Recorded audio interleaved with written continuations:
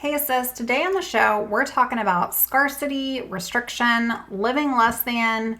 I want you to stop living restricted. You should be living abundantly. It's time to step into the best version of you. And that's going to require some discomfort. It's going to require some change. It's going to require letting go of what's no longer serving you. Enter that disordered relationship with food. But girl, you don't create abundance. Abundance is yours. You create limitations. And today on the show, we're going to talk about how you can stop living in scarcity so that you can start thriving with abundance. Let's go. Hey girl, welcome to the Her Best Self podcast. I'm Lindsay Nickel, former competitive figure skater and perfectionist, turned God-led imperfect boy mom and digital CEO. If you find yourself constantly thinking about food and wondering if you'll wake up one day free from the obsessive thoughts and behaviors controlling your life, then I've created this podcast for you because I know exactly what it's like to be a downright hot mess trapped in a destructive cycle of disordered eating. I finally found freedom, and you can too, girlfriend. So if you're ready to heal your relationship with food and body and break the chains of control and show up in your best health, then grab your favorite Tarjay journal and let's get to it so you can start living your best life as your best self. Today we're talking all things scarcity, all things restriction, because I want you to be able to shift the way you're doing life so that you can transform your life and show up as the best version of yourself and the most healthiest version of yourself as well. Restriction is the limitation or control of something. According to the dictionary, it is the state of cutting back, of reducing, and to have constraint. Scarcity is the state of being in short supply, to lack, to be insufficient. But sis, you weren't created to lack. You weren't created to cut back, to reduce, to have constraint, to limit, or to be in control of anything. In fact, your eating disorder, it restricts so much more than food. The problem isn't your ability to do what you need in order to find freedom. The problem is that you've been trapped in this cycle and you're starting, if not actually believing, that you can't escape it. But the good news and the truth is that you can. It's time to show up. It's time to walk in it. Life gives you exactly what you give it. Exactly what you believe to be true will be your life story. Not having enough time, not having enough money, feeling like you don't have enough love or connection from others, feeling like you're not happy, restricting calories, never feeling like you have enough. Sitting in the not enough, it bleeds into you not being enough. Maybe you overschedule yourself. Maybe you overexercise constantly. You have a total anxiety around loss or fear of the future or fear of failure or fear of loss. This constant cycle of not having enough is because of this need to feel in control, this need to create enough. But what exactly you are doing is enhancing the problem in the first place. The problem isn't that you don't know what to do to find freedom. The problem is that you're believing you can't escape from it. The problem is you're living in a mindset of scarcity, of lack, not having enough. Not having enough food, not having enough calories, not having enough time. Insert you're not enough. And when you sit in that for too long, it becomes this dangerous territory. Lack leads to more lack. And psychologists call this tunneling. As you devote more and more time preoccupied with not having enough or not being enough, there's less energy that your mind can spend devoted to actually getting what it is that you want in the first place. Your brain, sis, is obsessively saving. It is obsessively saving. You don't wake up one day and lack. You just don't. You wake up one day and you put a limitation on you. You wake up one day and you decide to get on the fad diet bandwagon. Scarcity mindset with food, it looks like always thinking about food. Putting others' needs before yours, always putting yourself second. These unrealistic, ritualistic patterns and behaviors, labeling food as good and bad, and never allowing the bad while saving up calories till later in the day, eating slower, stretching out your experience with food, never even really believing it is an experience in the first place because it feels so hard. Because quite frankly, it just feels like something you do that's become a thorn in your side. If you're conscious of other people around you and their eating choices and you don't allow those same choices for yourself, it's because your brain has learned to function in this restrictive state, and therefore it conserves its energy for survival. And I'm not going to go all woo-woo on you in terms of the brain today because I'm surely not a clinical psychologist, but I will tell you that the brain has two purposes. One is to keep you alive, and two is to conserve energy. Did you know that a starved brain, it cannot comprehend abundance? When your brain is starved, it actually goes back to our ancestor days, and it believes that everything around you in terms of your resources is in a short supply. That's why when I was in my deepest trenches with anorexia, I also was in debt up to my eyeballs. And I always felt like I was never good enough to be in any relationship worth having. So I dated the wrong kind of guys.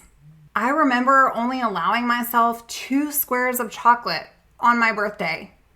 I remember making sure that I was eating before my roommate came through the front door. I was constantly finding a way to keep my secret alive, and I constantly lived in an obsessive state, in an extremely possessive state around my ability to control my food. That state of scarcity, that state of short supply, as if I wasn't gonna have something later. That state of not being allowed, of not giving myself permission, of never having enough. But the key to living in recovery is allowing in and accepting that you have more than enough, and you are more than enough. Because if you live in this constant state of scarcity, you will find that you actually begin believing the lie that you're not enough, that you're never going to be enough, that you'll always be this way. And what's the point of trying, because this is just who you are? Sis, I'm here to tell you today, you're more than enough. You're more than enough. When your brain trusts that it will get fed, it won't crave everything in your cabinet. You have to shift perspective from never enough, from fearing change, to always having the ability of abundance, to always being more, to always being able to do whatever it takes and strive to take on that ownership of creating the change that you want to see. So how do you change from this lack mindset, this limited mindset, to abundance? Well, you have to do 2 things. The only way out in recovery, I will say it all the time on the show, is through. And the only way to changing the scarcity mindset is honesty in action. Getting real clear with you. Owning your story. What needs to go? Being honest. Have you been living in the scarcity mindset? Have you been living in the cup half full mindset? Have you been living and looking for lack? Have you been living in restriction? Your eating disorder restricts so much more from you than your food. Your eating disorder restricts so much more from you than your calorie content. In order to change from this lack mentality to living into your very best self, you have to lay it down. You have to make a choice. You have to look for abundance. You have to seek possibilities. You have to get grateful. You have to surround yourself with the right people and invest in you and your health. You have to give yourself permission no matter what. And the truth is, when food is readily available, not restricted, not avoided, not bargained with by your brain, not justified, but allowed, it will move you from survival to living and thriving. The only way is eating enough and eating consistently. Restriction is your coping for certainty, because that's all the brain wants. It wants to keep you alive and it wants to conserve energy. And if it's running on fumes because all it's had is coffee, then how do you expect to function clearly? First off, to even look for abundance, to even seek possibilities, to even get grateful. Because when you lack energy, you lack motivation. You become discouraged. You invite doubt into your life. Your brain just wants certainty. So this week, when you're thinking about it, I want you to ask yourself, how can I give my brain that certainty? How can I give my body that nourishment? The reason that you're stuck, and I am just going to be real with you today, like it or leave it, choose not to listen, but the reason that you're stuck in these unhealthy behaviors is because you haven't changed who you are in the process. Instead of trying to change what you do, instead of trying to change actions, yes, I do believe that the only way out is through, and you actually have to do the action. You have to get honest with you and own your story, and you have to show up. But in order to change, you have to think yourself through recovery. Instead of trying to change what you do and the behaviors, you have to change who you are doing it. I'm going to repeat. Instead of trying to change what you do to control and fix this cycle of craziness, you have to change who you are doing it.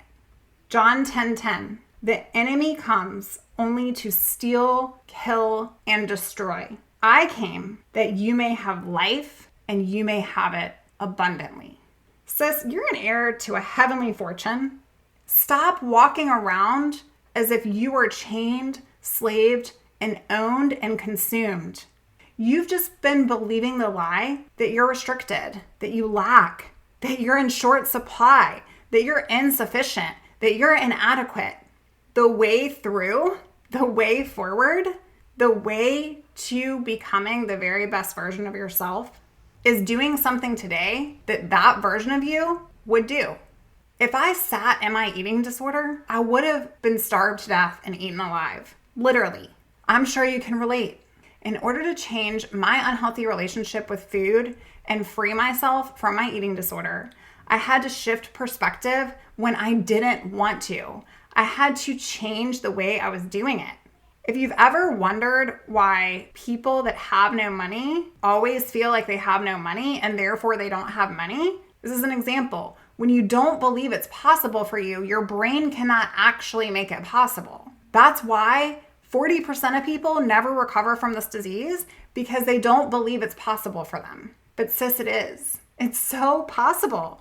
But you have to start looking for that possibility. You have to start showing up as her. You have to look for abundance. You have to seek gratefulness. Surround yourself with people that you want to be more like. I'm not talking about comparing yourself to them, but surround yourself with where you're headed. Surround yourself with her. And then give yourself permission no matter what. Because you don't create abundance. It's not something that just drops in your lap. It's not something that you just wake up with the next day and you're completely healed and free from this disorder that's been lurking over you all your life, for years of your life. Scarcity is real. And if you sit with it long enough, you're going to lack more. You're not just going to wake up and have plentiful amounts. Restriction is real. The more you restrict, the more you're going to restrict. But in order to change that, get honest with where you are, shed what needs to go, and do something today that your future self is going to be thankful for. Restriction is your coping for certainty. So how can you give your brain that comfort, that certainty, and that knowing? Well, you can start eating. You can start eating enough. You can start eating more consistently. You can start showing up as that best version of you. Sis, I believe in you. I want you to walk in it today, and I want you to walk in it this week, because you are creating a new you. It's time to step into your power. And quite frankly, it's time to take your power back. I want to hear if you enjoyed today's episode.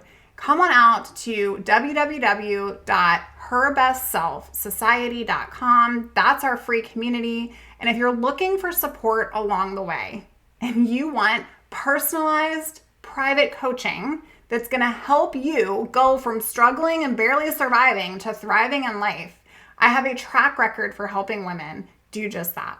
You can come on out to lindsaynickel.com. You can fill out a client application and I'll meet you there. I'll see you real soon. Bye for now. Oh, friend, thank you so much for letting me share what was on my heart today. My hope for this podcast is to help more women find freedom from food and body. If this has empowered or blessed you, let me know.